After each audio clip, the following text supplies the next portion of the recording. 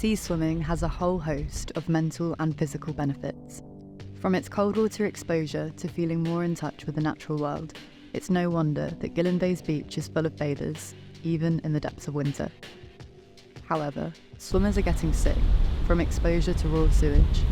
Water companies like South West Water are allowed to release untreated sewage into the ocean when the system becomes overwhelmed, whether that be due to heavy rainfall, blockages, or unexpected equipment failures.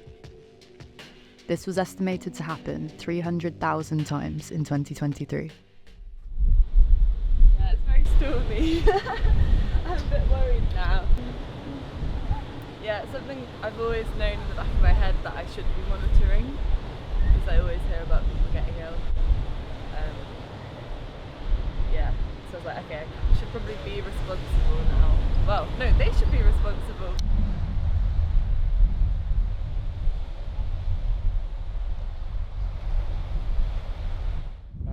But there have been situations where people have got sick and one guy, one of our lifeguards especially, he had a very, very serious ear infection, and we can only put it down to something in the sea that caused it, and he almost died. And we had another lady who got quite a few ear infections, and just people getting sick. So who knows what you're swimming in? But the point is that they should do their utmost to stop the sewage. Why dump it in the sea? But in the end, it's our poop. It's us that have got to deal with it. Well, I mean, not the individual, of course. Well, it's just every individual all added up.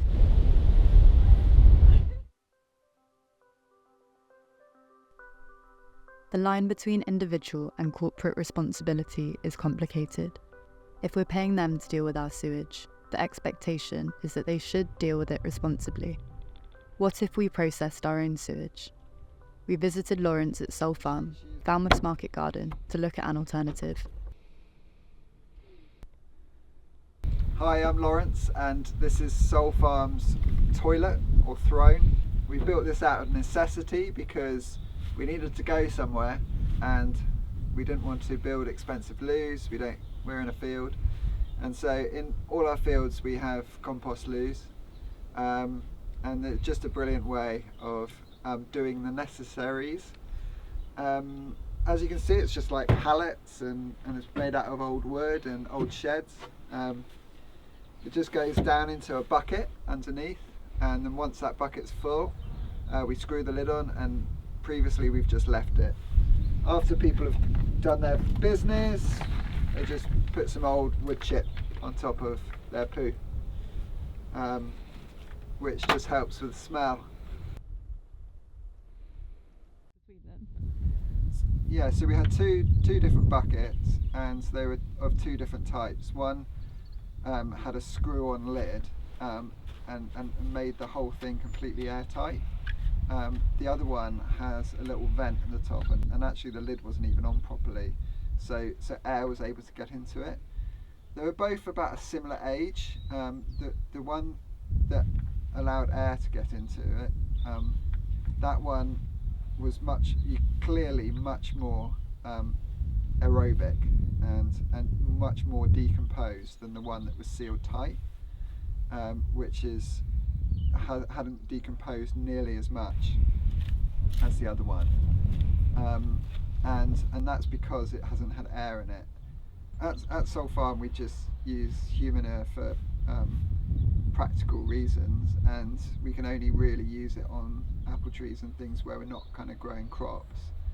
I haven't seen any research or seen anything that makes me think that it could be used in primary production. I imagine it would come, but I need somebody else to kind of do that research.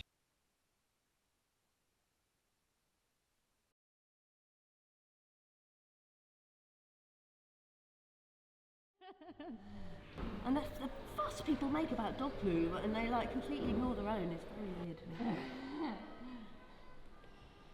I guess there's it's weird that Circular sanitation systems may not be currently viable for primary production, but there are contexts where compost toilets can be implemented. And then you can put it when and if it's possible, let's have compost loos. For example, the people at the allotments need a loo. Yep.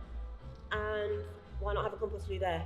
So you can process it, as long as it gets hot enough, it's actually fine to use within a couple of years.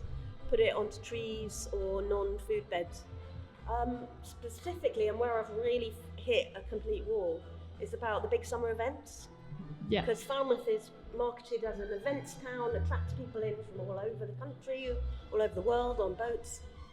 And then they bring in these horrible plastic toilets with all this blue stuff that you have to dispose of in particular places and ship it around the place, or it just goes into the general sewage system, whereas you could be using, say... This is the purpose of 99p Films' social cinema events. To use the power of documentary films to bring people together to engage with social and environmental issues, discuss them with their local community, and hopefully to inspire direct action.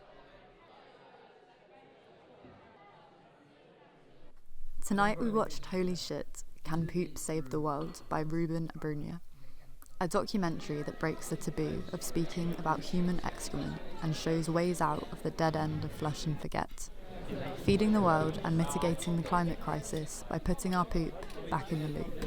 It's nice to see so many different projects going on in so many different parts of the world. It showed like a wide range of different sort of perspectives and different ways people were dealing with like this massive problem.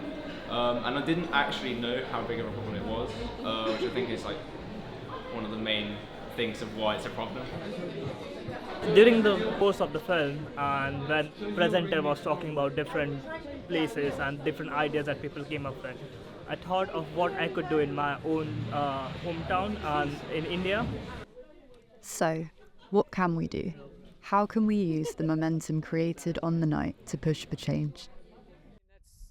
That's all well and good, you know, these lovely ideas, but what is Southwest Water going to do about it? What can we do? We're just the people on the beach. You know, we try and do something, and so it goes on.